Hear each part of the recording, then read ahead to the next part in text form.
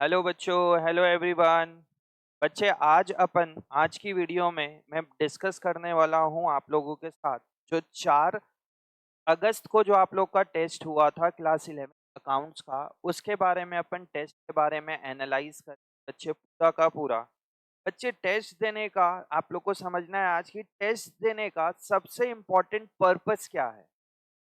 आपका टेस्ट देने का ये पर्पस होना चाहिए, कोई भी कोचिंग सेंटर पे, वेदर आप ऑनलाइन दो ऑफलाइन दो, कोई भी कोचिंग पे अगर आप लोग मॉक टेस्ट वगैरह देते हो तो उसका ये पर्पस होना चाहिए कि आप क्या गलती कर रहे हो वो आपको आइडेंटिफाई करना है और फिर उसमें एनालाइज करना है कि क्यों गलती हो रही है। समझ आ रहा है? तो वही चीज आज के हम ये वीडियो पे डिस्कस करने वाले हैं। जो हमने टेस्ट लिया था वो क्वेश्चन पेपर को पूरा एनालाइज करेंगे इन एंड आउट कि भैया क्या आंसर होगा, कैसे उसको प्रेजेंट करना है, आपने अपने आंसर शीट क्या गलती की एंड ऑल दिस। तो आज के वीडियो में अपन डिस्कस करने वाले हैं ये जो हमने टेस्ट लिया था 11th अकाउंट्स का टॉपिक जनरल एंट्री, उसके बारे में डिस्कस करेंगे। तो पहला पॉइंट क्या बोल रहा है बच्चे, पहला question, the first step of accounting process is identifying a transaction, recording a transaction और समराइजिंग अ ट्रांजेक्शन। तो सबसे पहले क्या आएगा बच्चे, अकाउंटिंग प्रोसेस का पहला स्टेप क्या है, आइडेंटिफाइंग अ ट्रांजेक्शन। तो ऑप्शन नंबर ए आपका सही होगा।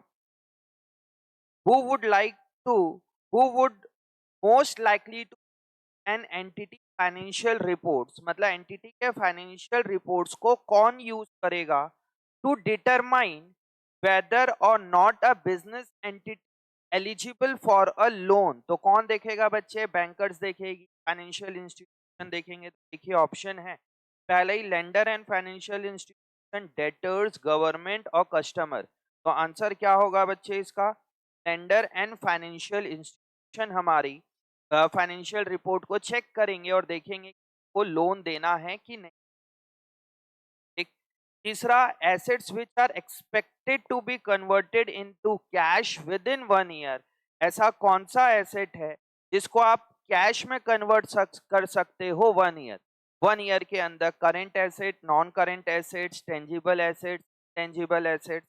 तो क्या है option, current assets, tangible assets, intangible assets, non current asset. तो आंसर क्या होगा बच्चे इसमें, करेंट एसेट। करंट एसेट ऐसा है जिसको आप कैश में कन्वर्ट कर सकते हो 1 अकाउंटिंग ईयर पे। फिर है fourth question, ABC limited deals in selling and purchasing of furniture. अगर कोई बिजनेसमैन डील करता है फर्नीचर में तो उसके लिए फर्नीचर क्या है, furniture is goods, goods for ABC limited, asset for ABC limited, intangible for intangible assets for ABC limited या नन ऑफ द अबव। तो आंसर क्या होगा, goods for ABC. when a entity is made in general, when entry is made in general asset।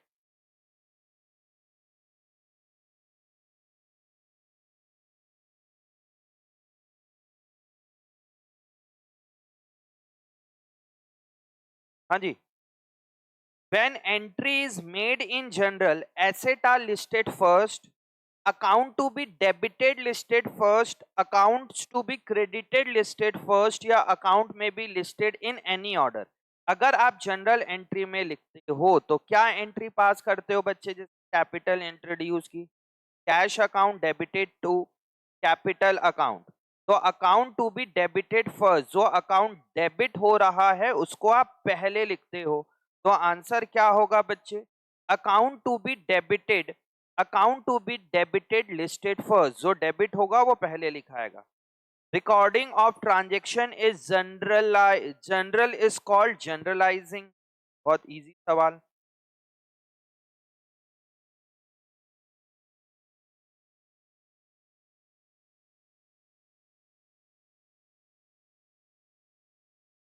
Actual में थोड़ा सा issue है बच्चे voice को लेके, इसलिए बीच में ब्रेक लेना पड़ रहा है। आइए seventh question, when the goods are sold to a customer on credit. अगर गुड्स आप कस्टमर को क्रेडिट में सोल्ड करते हो and if amount become irrecoverable due to his insolvency और for some other reason, the amount not recoverable is called doubtful debt, नहीं भाई। Provision for doubtful debt नहीं, रिकवरेबल डेट नहीं, क्या होगा आंसर? Bad debt. आंसर क्या होगा इसका? Bad date.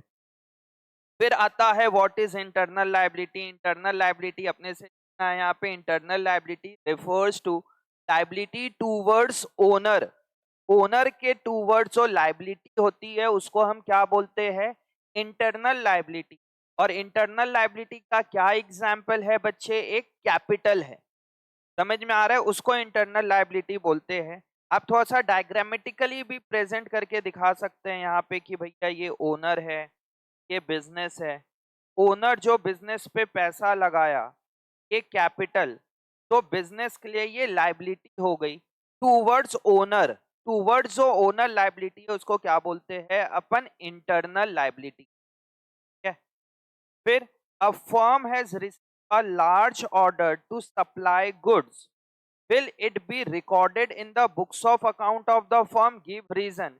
तो अगर हमें कुछ लार्ज ऑर्डर मिलता है तो क्या उसको बुक्स ऑफ अकाउंट में रिकॉर्ड होगा रीजन के साथ? नहीं, ये बुक्स ऑफ अकाउंट पे रिकॉर्ड नहीं होगा। क्यों रिकॉर्ड नहीं होगा? क्योंकि इसमें मनी टर्म्स पे आप एक्सप्रेस नहीं कर सकते, मतलब यहाँ पे मनी का इन्वॉल्वमेंट है ही नहीं। अगर मेरे को किसी से ऑर्डर मिलता है, हाँ, अगर ऑर्डर के अगेंस्ट में एडवांस मिलेगा तो एडवांस रिकॉर्ड होगा, बट सिर्फ और सिर्फ ऑर्डर अगर मिलता है तो ऑर्डर की कोई एंट्री पास नहीं होती। फिर आता है 10th question, briefly explain the terms good. Goods किसको बोला जाता है? जिस चीज का आप ट्रेडिंग कर रहे हो, जिस चीज का आप ट्रेडिंग कर रहे हो, वो चीज अगर आप परचेज या सेल करते हो तो उसको बोला जाता है goods. Goods are the asset which a firm sell to earn money. ठीक है, तो यहाँ पे कुछ बच्चों का आंसर मैं आप लोग के सामने रीड करके बता रहा हूँ। Goods are also referred as stock. Goods को आप स्टॉक भी बोलते हो। They are the product business in dealing with the selling to consumer and earning a profit. तो अपने लैंग्वेज पे आप लोग लिखना है गुड्स को, जिस बिजनेस में आप जिस गुड्स का ट्रेडिंग कर रहे हो, जिस प्रोडक्ट का आप ट्रेडिंग कर रहे हो, तो वो ट्रेडिंग प्रोडक्ट को ही आप गुड्स बोलते हो। ठीक है, तो ये था हमारा थियोरिटिकल। एक क्वेश्चन और है, explain the users of accounting information. Explain the users of accounting information. तो यहाँ पे अकाउंटिंग इंफॉर्मेशन में क्वेश्चन पेपर पे सॉल्व करके दिखा रहा हूँ, आप ऐसे टेबुलर फॉर्म पे करके बता सकते हैं कि भैया अकाउंटिंग यूजर्स कौन कौन है। तो अकाउंटिंग यूजर दो टाइप के होते हैं, कौन कौन? इंटरनल यूजर्स, और दूसरा कौन होता है बच्चे? External users. इंटरनल यूजर्स पे कौन कौन आता है? इंटरनल यूजर्स पे आता है ओनर और मैनेजमेंट। इसके बारे में थोड़ा सा एक्सप्लेन करना है। एक्सटर्नल यूजर्स में बहुत सारे लोग आ सकते हैं, बैंकर्स आ सकते हैं, गवर्नमेंट आ सकता है, क्रेडिटर्स आते हैं। समझ में आ रहा है? और बैंकर्स आ गए, गवर्नमेंट्स आ गए, क्रेडिटर्स आ गए, पब्लिक आ गए, रिसर्चर्स आ गए, ऐसे करके बहुत सारे लोग हैं। उसके बारे में देखिए, 3 नंबर का सवाल है। पहले आप टेबुलर फॉर्म पे बताएंगे यूजर्स कौन कौन होते हैं। इंटरनल यूजर्स है, एक्सटर्नल यूजर्स है। इंटरनल यूजर्स हमारे बुक्स ऑफ अकाउंट को कौन यूज करता है? ओनर यूज करती है, ओनर यूज करते हैं और मैनेजमेंट यूज करते हैं। और एक्सटर्नल यूजर्स में बैंक से अगर आपको लोन लेना है तो बैंक आपके बुक्स ऑफ अकाउंट को चेक करेगा। गवर्नमेंट को आप टैक्स देते हो तो गवर्नमेंट आपके बुक्स ऑफ अकाउंट को चेक करेगा। से आपने क्रेडिट में परचेज किया है तो सामने वाला देखेगा कि भैया आप क्या बोलते हैं, फाइनेंशियल साउंड हो कि नहीं, मैं इसको बेचूं कि नहीं, कि आप कितने दिन में पे कर पाओगे। पब्लिक आपके फाइनेंशियल इंफॉर्मेशन को यूज करती है ताकि उन्हें देखना है कि कंपनी ने सोसाइटी के लिए क्या किया, लोकल लोगों के लिए क्या किया। तो ये था हमारा थ्योरी पार्ट, इसको अपन बहुत ज्यादा मैं डिस्कस नहीं करा रहा हूँ, ये है। अब आते हैं अपन हमारे न्यूमेरिकल्स पे, जनरल एंट्री पे। तो जनरल एंट्री में मैं यहीं पे आपको एंट्री बता दे रहा हूँ सो डेट की वीडियो शॉर्ट भी बने और आप लोग को पूरा चीजें समझ में आए। जो बच्चे आप लोगों ने टेस्ट दिया है, बस इसको आपको एनालाइज करना है घर पे कि आपने क्या एंट्री की है और गलत हुआ है तो क्यों गलत हुआ है। समझ में आ रहा है? तो ही आपको रिजल्ट का प्रॉपर आउटकम मिलेगा, टेस्ट का प्रॉपर आउटकम मिलेगा अगर आप एनालाइज करते। Pass journal entry for the following transaction of Suresh. तो सबसे पहले सॉल्यूशन में जनरल एंट्री का फॉर्मेट बनाओगे, ऊपर लिखना चाहिए इन the books of Suresh. In the books of Suresh के बाद आप लोग लिखोगे जनरल। कई बच्चे हेडिंग ही नहीं लिखते हैं, कई बच्चे हेडिंग ही नहीं लिखते हैं, तो प्लीज आपको हेडिंग लिखना बहुत जरूरी है। इन the books of Suresh general, क्योंकि अकाउंट्स का मतलब ही प्रेजेंटेशन है, और अगर आप अपना प्रेजेंटेशन सही से नहीं लिखेंगे, आप अकाउंट कौन सा बना रहे हो हेडिंग नहीं लिखोगे, किसके बुक में बना रहे हो उसके बारे में नहीं लिखोगे, तो गलत है वो। पहला कमेंस बिजनेस विद कैश, तो जनरल एंट्री क्या होगी कमेंस बिजनेस विद कैश की। Cash account debited to capital account 60,000 rupees. Cash account debited to capital account 60,000 1000। Paid rent in advance, अच्छा पॉइंट है, पेड रेंट इन एडवांस से। तो यहाँ पे पेड रेंट इन एडवांस की जनरल एंट्री क्या pass होगी, प्रीपेड रेंट अकाउंट डेबिटेड। इसकी जनरल एंट्री क्या पास होगी, prepaid rent account debited to cash account ₹500। Prepaid rent account debited to cash 500। कई बच्चे इसमें गलत एंट्री पास करते हैं और वो लिखते हैं प्रीपेड रेंट टू रेंट। बताइए बच्चे इस सवाल का, ये ट्रांजैक्शन का मीनिंग क्या है। जो हमने रेंट पे कर दिया है, एक जो हमने रेंट पे कर दिया है उसका 500 रुपए एडवांस है, कि हम जो रेंट पे कर रहे हैं वो एडवांस में पे कर रहे हैं। ट्रांजैक्शन को हिंदी में समझना बहुत जरूरी है बच्चे। पेड रेंट इन एडवांस, जब आपने 500 रुपए दिया तो आपको पता है कि ये एडवांस में दे रहे हैं। इसी में देखना, जब ये नीचे आएगा एक क्वेश्चन यहाँ पे, ये वाला, ये दोनों को आप कनेक्ट करेंगे, इसमें भी आ रहा हूं मैं। यहाँ पे पेड रेंट इन एडवांस, आपको पेमेंट के टाइम पे ही पता है कि ये पेमेंट किस में किया जा रहा है, एडवांस में। तो एंट्री क्या पास होगी बच्चे, यहाँ पे prepaid rent account debited to cash account, ध्यान देंगे ये। Purchase goods for cash 30,000 and credit 20,000। तो एंट्री क्या पास होगी, परचेज अकाउंट डेबिटेड 50,000 रुपए। बच्चे मैं प्रॉपर फॉर्मेट पे बना के नहीं कर रहा हूं कि मैं प्रॉपर फॉर्मेट बनाऊं, फिर क्वेश्चन नहीं रहेगा सामने, तो इसलिए मैं यहाँ पे रफली बना रहा हूं। जिन्होंने टेस्ट दिया बहुत अच्छे से एनालाइज कर सकते हैं ऐसे भी। Purchase account debited 50,000 to cash account 30,000 to creditor account 20,000। आपने गुड्स 50,000 का परचेज किया है, टू कैश अकाउंट हमसे कैश गया 30,000 का, और क्रेडिट में कितने का परचेज किया बच्चे आपने, क्रेडिट में आपने परचेज किया है 20,000 का। तो ये आपकी जनरल एंट्री होगी यहाँ पे। समझ में आ रहा है जनरल एंट्री, तो ये एंट्री है। सोल्ड गुड्स फॉर कैश, फिर यहाँ पे बहुत बच्चा गलती करता है, देखना पॉइंट नंबर 4 पे एक बच्चे का आया है, मैंने जिसकी कॉपी चेक की है 39.5, उसका एक आंसर बस यही वाला गलत हुआ है, जबकि बहुत इजी है। क्या है, sold goods for cash 30,000 costing 20,000। क्या जनरल एंट्री में बच्चे कभी भी आप प्रॉफिट को बुक करते हो क्या। अब बच्चे ने लिखा है cash account debited 30,000 to sale account 20,000 to profit account 10,000, वो तो बहुत ब्लंडर एंट्री हो गई बच्चे। जनरल एंट्री में आप कभी भी प्रॉफिट को बुक थोड़ी ना करते हो, तो यहाँ पे एंट्री क्या पास होगी, इस तरफ लिख रहा हूँ बच्चे में, sold goods for cash 30,000 costing इतना, तो एंट्री क्या पास होगी यहाँ पे, cash account debited to sales account 30,000 rupees. Cash account debited to sales account 30,000, entry होगी कैश टू सेल 30,000। हमें कोई मतलब नहीं है कॉस्टिंग कितना है, प्रॉफिट क्या है, वो तो साल के एंड में हम प्रॉफिट कैलकुलेट करते हैं। जनरल एंट्री के टाइम पे आप सिर्फ कैश टू सेल 30,000 रुपए लिखोगे, ठीक है। फिर fifth point, paid salary ₹500 and salary outstanding being 100। बताइए मेरा इस महीने का, इस साल का खर्चा कितना है? 600 रुपए। तो एंट्री क्या पास होगी? Salary account debited, salary account debited कितने रुपए से? 600 रुपीज। मेरे से कैश कितना गया? टू कैश 500 रुपीज और टू आउटस्टैंडिंग सैलरी 100 रुपीज। अगर कोई बच्चा इसमें डबल एंट्री भी करता है तो चलेगा, मतलब सैलरी टू कैश 500 और सैलरी टू आउटस्टैंडिंग सैलरी 100, वो भी करेक्ट एंट्री है। बट आप यहाँ पे कंपाउंड एंट्री पास कर सकते हो। Salary account debited 600, to cash 500, to outstanding salary 100 rupees.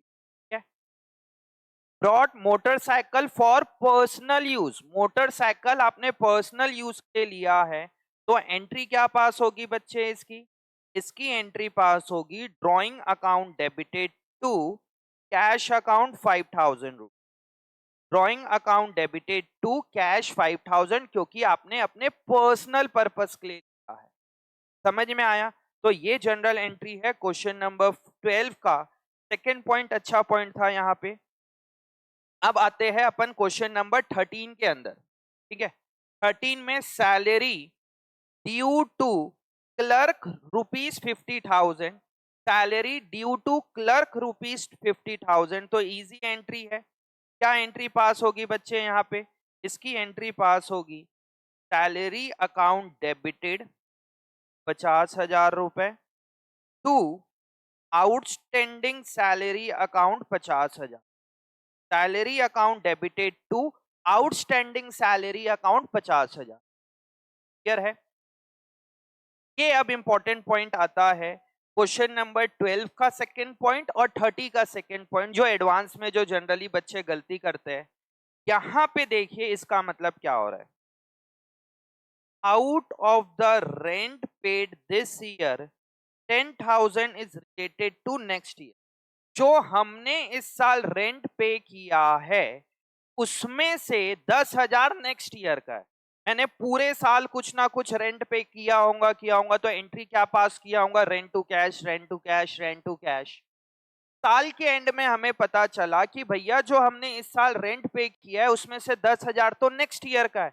यही ये इंग्लिश में बोल रहा है, out of rent paid this year 10,000 is related to next year. तो यहाँ पे एंट्री क्या पास होगी? यहाँ पे एंट्री पास होगी आपकी prepaid rent account debited to rent account. जो आपने रेंट को पहले डेबिट कर दिया था उसमें से 10,000 तो इस साल का है ही नहीं, तो ये आप रेंट को क्रेडिट कर दोगे, प्रीपेड रेंट टू रेंट। मैंने क्लास में बहुत डिटेल पे बताया हुआ, एक बार फिर से शॉर्ट में बता दे रहा हूँ। अगर आपको पेमेंट के टाइम पे ही पता है कि भैया मैं एडवांस में दे रहा हूं, तो एंट्री क्या पास होगी? Prepaid to cash. बट आपको पेमेंट के टाइम पे नहीं पता है, आप बार बार एंट्री पास कर रहे हो, rent to cash, rent to cash, हर महीने रेंट टू कैश या सैलरी टू कैश। साल के एंड में पता चला भैया ये जो आपने एक्सपेंस बुक किया था रेंट, इसमें से 10,000 का खर्चा तो इस साल का है नहीं, तो आप साल के एंड में इस रेंट को 10,000 से कम कर दो अपने एक्सपेंस को। किस वजह से कम हो रहा है? क्योंकि वो नेक्स्ट ईयर का है। तो एंट्री क्या पास होगी बच्चे?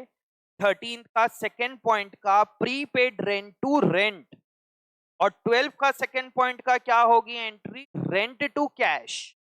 ये चीज ध्यान देना आप लोग। ये फिर easy third point, provide 10% depreciation on furniture costing 50,000। तो एंट्री क्या पास होगी यहाँ पे बच्चों? यहाँ पे एंट्री पास होगी depreciation account debited to furniture account 5,000, क्योंकि 50,000 का 10% कितना होगा? 5,000। तो depreciation to furniture 5,000। Provide 12% interest on capital amounted to 10 lakh. Interest on capital business के लिए क्या है बच्चे? एक्सपेंस है। तो एंट्री क्या पास होगी? इंटरेस्ट ऑन कैपिटल, क्योंकि मेरे लिए एक्सपेंस है। Interest on capital account debited, किसको पैसा देना है? ये ओनर को देना है, और ओनर का पैसा किस नाम से रिकॉर्डेड है यहाँ पे? कैपिटल। तो देखिए एंट्री को आप फील करिए, समझिए, interest on capital account debited to capital, interest on capital मेरे लिए एक्सपेंस है, डेबिट कर दिया। ये पैसा मुझे किसको देना है? ओनर को देना है, तो मैंने ओनर के कैपिटल को क्रेडिट कर दिया लायबिलिटी। कितना रुपए आएगा बच्चे यहाँ पे देख लो, 10 लाख का, आई थिंक 10 लाख था, 10 लाख का 12% कितना हो जाएगा? 1,20,000। तो interest on capital to capital 1,20,000 से जनरल एंट्री। क्लियर है? प्लीज इसको आप लोग एनालाइज करेंगे बहुत अच्छे से, क्या हो रहा है यहाँ पे, क्या क्यों आप लोगों की गलती हुई और ये सारी चीज। अब है क्वेश्चन नंबर 14, 10 मार्क्स का, 10 ट्रांजेक्शन है, इसको भी फटाफट करते हैं अपन। क्या है? Purchase a machinery for cash and paid 25,000 in cash as a wages on its installation। तो फिक्स एसेट्स को रेडी टू यूज से पहले का खर्चा है 25,000 रुपए। तो ये किस में जाएगा बच्चे? एसेट में जाएगा। तो एंट्री क्या पास होगी यहाँ पे? Machinery account debited to cash account 1,25,000 रुपए, 3,25,000। Machinery account debited to cash account 3,25,000। समझ में आया? फिर आता है bricks for rupees 15 lakh and timber for rupees 10 lakh, purchase for construction of building. Building को बनाने के लिए मैंने ब्रिक्स परचेज किया और टिम्बर कुछ लकड़ियां परचेज की 10 लाख की, and the payment was made by cheque. Ready to use से पहले का खर्चा है, तो एंट्री क्या पास होगी? Building account debited to bank account, ना कि bricks account debited to bank और timber account debited to bank. बिल्कुल नहीं होगा बच्चे, हमने क्लास में बहुत डिटेल पे पढ़ा हुआ है। Fixed assets ready to use से पहले का खर्चा किस में जाएगा? फिक्स्ड एसेट्स में जाएगा। तो एंट्री क्या पास हो रही है यहाँ पे? बिल्डिंग टू बैंक 25 लाख रुपए, building account debited to bank account 25 lakh रुपए। समझ में आया? Paid 2,500 for repair of office furniture. Office furniture को रिपेयर कराओगे मतलब रेडी टू यूज के बाद का खर्चा है, तो एंट्री क्या पास होगी? Repairing account debited to cash 2,500 रुपए। लिख लो आप लोग इसमें, repairing account debited to cash. Video बनाने का पर्पस है कि आप अपने टेस्ट को एनालाइज करना है जो आप दिए हो। तो आपके सामने आपकी आंसर शीट में लिखा है, आप उसको चेक करिए, जो गलत है उसको सही करो और आइडेंटिफाई करिए, एनालाइज करिए कि ये गलत क्यों हो रहा है। सबसे इंपॉर्टेंट मुद्दे की बात ये, मार्क्स वगैरह एक अलग चीज है, बट अगर आपकी गलती हो रही है कोई भी जनरल एंट्री में, तो आपको आइडेंटिफाई ये करना है कि मैंने मिस्टेक क्यों किया है। समझ रहे हो बच्चे? तो repair to cash ready to use के बाद का खर्चा है। Point number 4, purchase building for rupees 2 lakh. मैंने कुछ बिल्डिंग परचेज किया 2 लाख का। 2%, इसमें 2% क्या लग रहा है? Brokerage on it's purchase. तो 2 लाख का 2% कितना हो जाएगा बच्चे? 4,000 रुपए हो गया। ऑल्सो इंकर 24,000 ऑन इट्स रजिस्ट्रेशन। तो हमने कुछ बिल्डिंग परचेज किया, एक बिल्डिंग परचेज किया 2 लाख का, 2% उसमें ब्रोकरेज लग रहा है और 24,000 का उसमें रजिस्ट्रेशन चार्जेस लग रहे हैं। Payment for building was made by cheque. Building का पेमेंट हमने किससे किया है?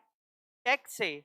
And brokerage and registration charge were paid in cash. अच्छा पॉइंट है, बिल्डिंग का पेमेंट हमने चेक से किया है, चेक से पेमेंट किया है, और ब्रोकरेज और रजिस्ट्रेशन का पेमेंट हमने किससे किया है? कैश में पेमेंट किया। तो बताइए यहाँ पे आपने बिल्डिंग का परचेज किया, ध्यान देना बच्चे। बिल्डिंग तो है आपके पास 2 लाख रुपए की, ठीक, 2% ब्रोकरेज, तो 2 लाख का 2% कितना हो जाएगा? 2,000, 2,000 और 24,000 रुपीज रजिस्ट्रेशन का पेमेंट किया है। 2 लाख का 2%, सॉरी 4,000 रुपए होगा। टैक इनटू कितना हो जाएगा? 4,000 रुपीज।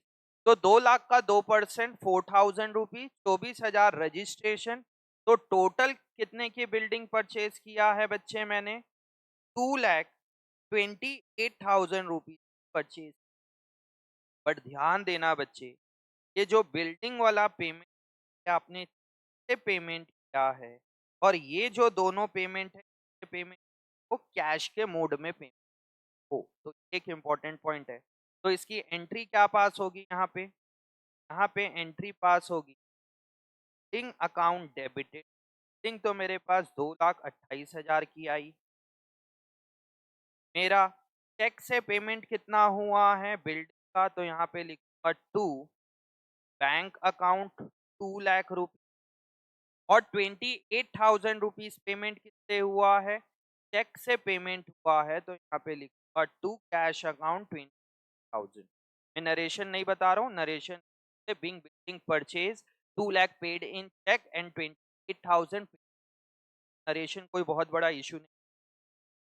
एंट्री समझ में आई? पॉइंट नंबर 4 की जनरल एंट्री आपको अच्छे से।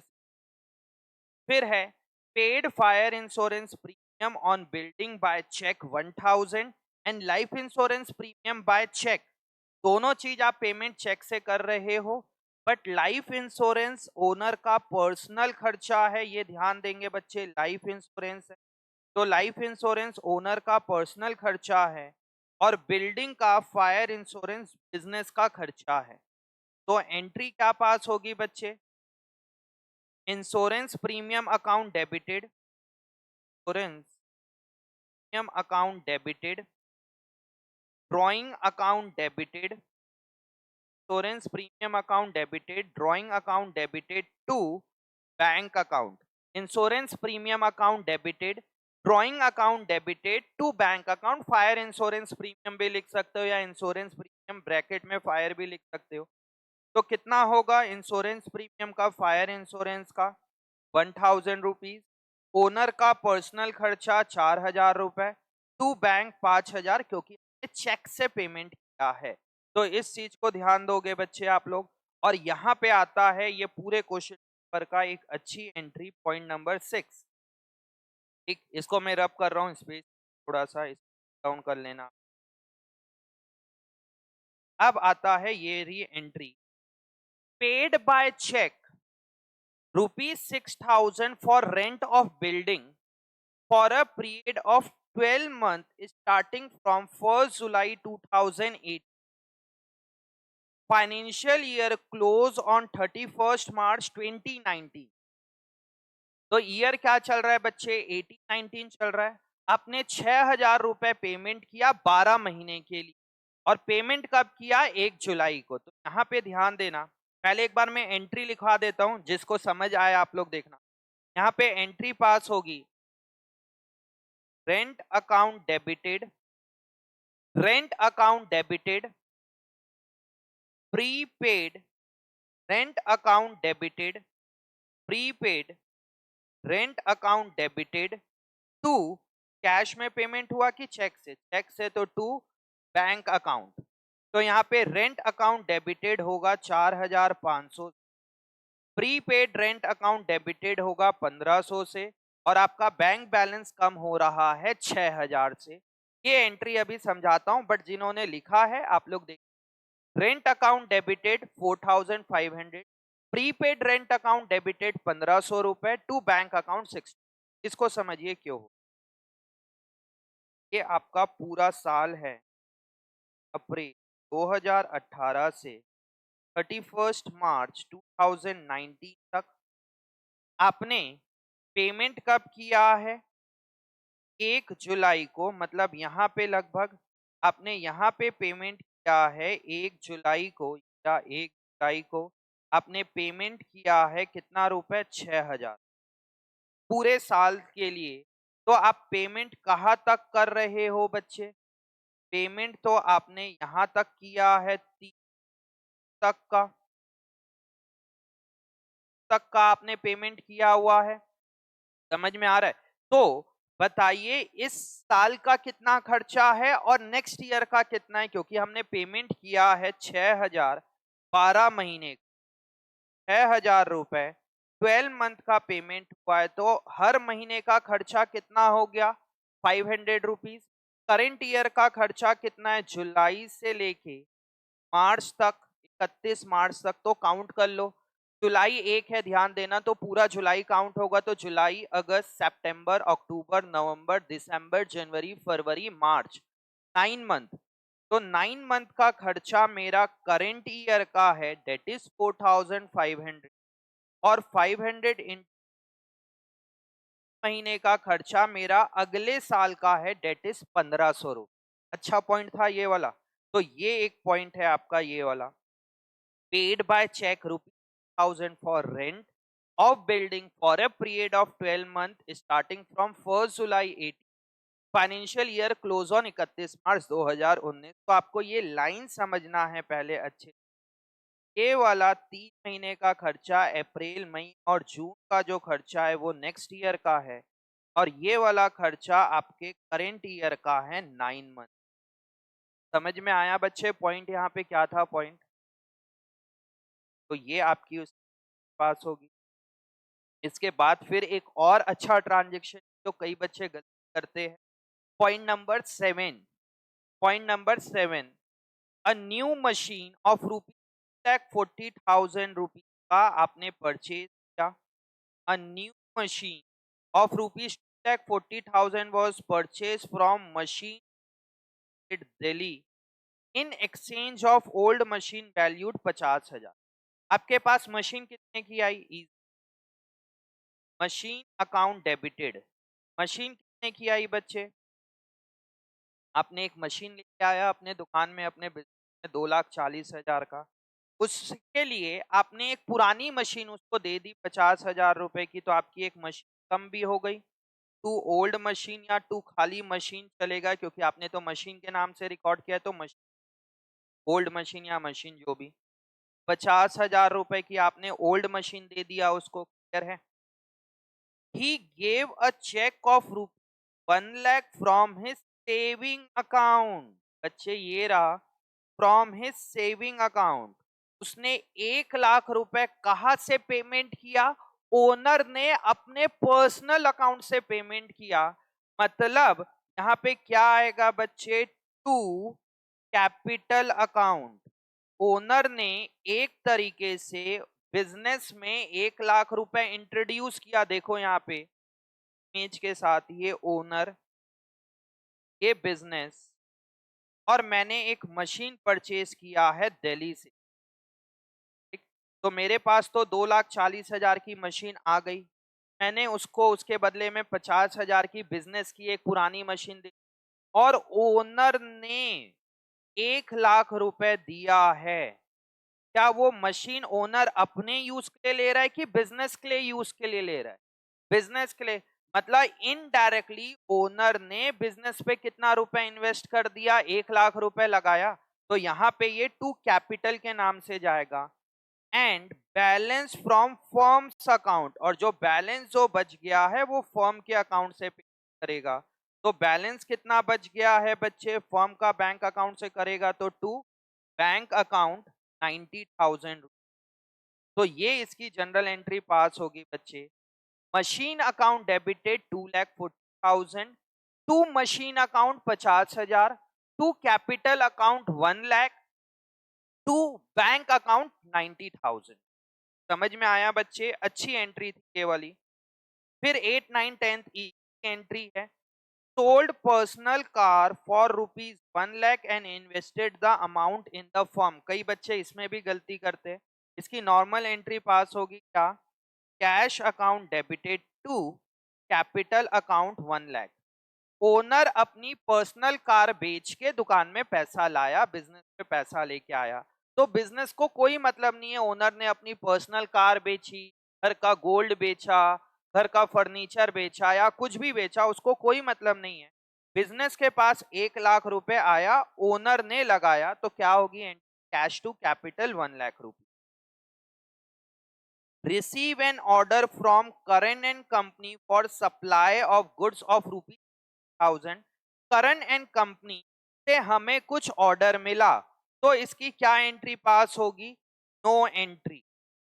नो एंट्री पास होगी। आप ये चीजें लिखोगे अपने आंसर में तो ही आपको मार्क्स मिले। मतलब जो आप फॉर्मेट बनाओगे वहां पे पॉइंट नंबर 9 के आगे आपको नो एंट्री लिखना पड़ेगा। अगर आप छोड़ दोगे तो इसका मतलब ये समझ में आ रहा है कि आपने वो क्वेश्चन अटेम्प्ट नहीं किया है। कुछ बच्चे इसमें पॉइंट बोल सकते हैं, नहीं सर हमने तो छोड़ा है, नो एंट्री लिखने का क्या है। बच्चे यहाँ पे मार्क्स मुद्दे की बात नहीं है, प्लीज आप कॉन्सेप्ट समझिए। कई बच्चे इसमें बोलते हैं सर हमें मार्क्स दो, अब मैं मार्क्स भी अलॉट कर देता हूँ अगर कुछ नहीं लिखा है तो। बट इसमें प्रेजेंटेशन में आपको यहाँ पे नो एंट्री लिखना पड़ेगा। ये आपका ज्यादा अच्छा बेटर प्रेजेंटेशन है। आप साफ साफ बता रहे हो अपने एग्जामिनर को, चेकर को, कि इसकी एंट्री कुछ पास नहीं हो। अगर आप ब्लैंक छोड़ के आ जाओगे इसका मतलब क्या समझ में आएगा कि भाई बच्चे ने अटेम्प्ट नहीं किया। ठीक है, तो यहाँ कोई आर्ग्यूमेंट और वो करने वाली बात नहीं है। कई बच्चे बोलते हैं नहीं सर मैंने तो इसलिए छोड़ा क्योंकि पास नहीं हो, तो ठीक है आप नंबर अलॉट कर दो, नंबर दे दो उस बच्चे को, बट आप लिख के आओगे no entry. Goods costing 1000 given as a charity, बहुत इजी, क्या एंट्री पास होगी? Charity account debited to purchase account, charity account debited to purchase account 1000। समझ में आया? क्वेश्चन नंबर 14 के ये 10 पॉइंट आप लोगों को समझ में आए, इजी था।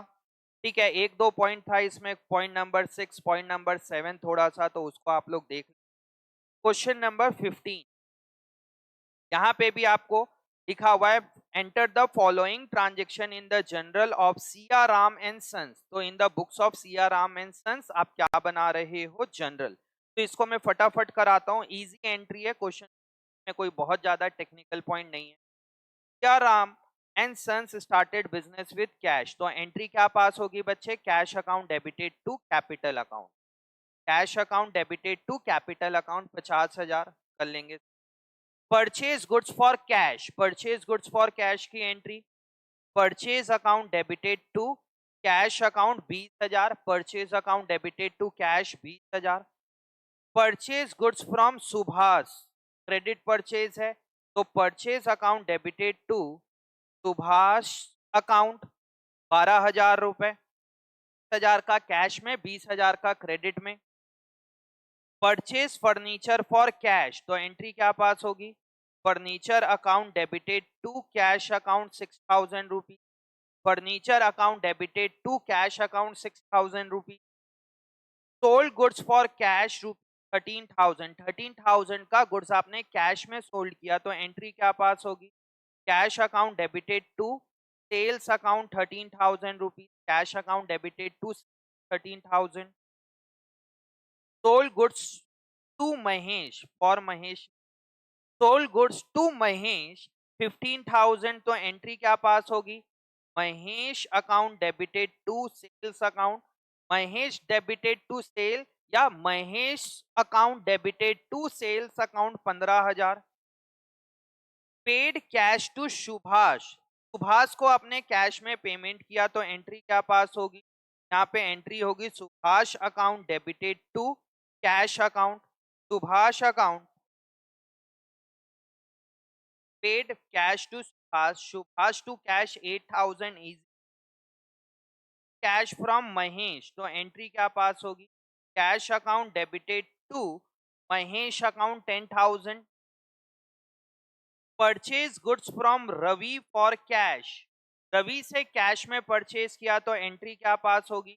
Purchase account debited to cash की purchase account debited to Ravi, यहाँ पे एंट्री होगी purchase account debited to cash, क्योंकि आपने कैश में परचेज किया। फिर है purchase goods from Ravi, credit purchase, तो क्या एंट्री पास होगी यहाँ पे? Purchase account debited to Ravi's account. Sold goods to Suresh for cash, Suresh को आपने कैश में बेचा, तो एंट्री क्या पास होगी? Cash account debited to sales account. Sold goods to Suresh, नाम लिख दिया है, मतलब किसमें परचेज कर रहे हैं अपन? सेल कर रहे हैं अपन क्रेडिट में, तो एंट्री क्या पास होगी? Suresh account debited to sales account, Suresh account debited to sales account 7,000। Brought machinery for cash, machine purchase किया आपने कैश में, तो क्या एंट्री पास होगी बच्चे? Machinery account debited to cash account में बहुत रफली लिख रहा हूँ बच्चे, क्योंकि आपको चेक करना है कॉपी में। मैं यहाँ कोई फेयरली, बट आपको प्रेजेंटेशन अपना अच्छा रखना है। मैं तो आप लोग के साथ डिस्कस कर रहा हूँ, इसलिए यहाँ पे रफली लिख दे रहे हैं तो चल जा रहा है। Brought machinery for cash, and क्या पास होगी? मशीनरी कैश, ठीक है। फिर एंट्री आती है withdraw cash for from office for personal use. Important, withdraw cash from office for personal use. Office office से हमने पर्सनल यूज से विड्रॉ किया, तो एंट्री क्या पास होगी? Drawing account debited to cash account. Paid rent, rent to cash. Paid wages, wages to cash. Paid salary to Gopal. कुछ बच्चे यहाँ पे गलती करते हैं, नाम लिख दिया तो लिखते हैं गोपाल टू कैश। आपको नाम नहीं लिखना है स्टाफ का। आप एंट्री क्या पास करोगे? Salary to cash.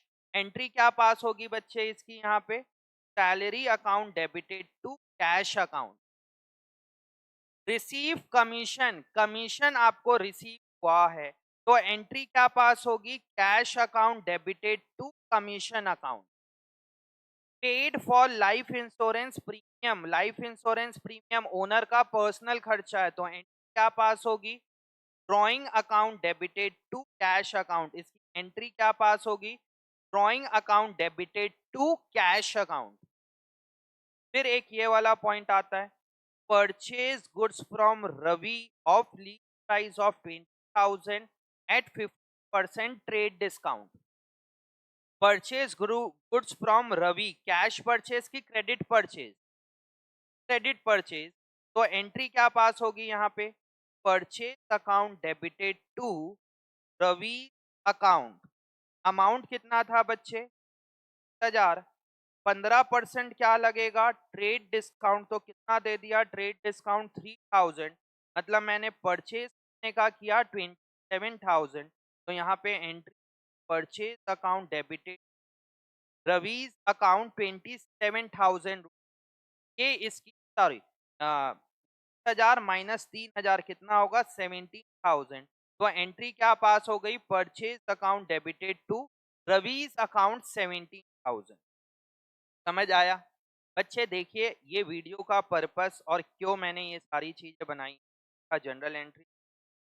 अब कई बच्चे क्या होता है, टेस्ट देते हैं, 2-4 नंबर कटा, किसी का पूरा नंबर आया, किसी का बहुत नंबर कम आया, तो बच्चा सोचता है नंबर कटे, बस वो घर जाके अपने आंसर शीट को एनालाइज ही करता। बच्चे आपको अपना आंसर शीट भी एनालाइज करना है, और कोशिश करिए ज्यादा से ज्यादा आप अपने फ्रेंड्स लोगों की आंसर शीट एनालाइज कर देखो कि बच्चे क्या मिस्टेक कर रहे हैं और क्यों मिस्टेक। आप अपने मिस्टेक से तो सीख, साथ के साथ जो आपका फ्रेंड सर्कल जो ग्रुप है उनकी मिस्टेक भी देखिए, और क्या मिस्टेक कर रहे हैं वो देखो, और आप लोग डिस्कस किया करो अपने फ्रेंड्स लोगों से, क्या ये मिस्टेक क्यों हो रही है और तुम्हारी मिस्टेक कहाँ पे हुई। समझ में आ रहा है? तो ही टेस्ट का आपका पर्पस फुलफिल होगा। टेस्ट दोगे हमेशा तो प्लीज मार्क्स से ज्यादा आपको ध्यान देना है कि आपको वो टेस्ट पेपर को एनालाइज करना है बहुत अच्छे। ठीक है बच्चे?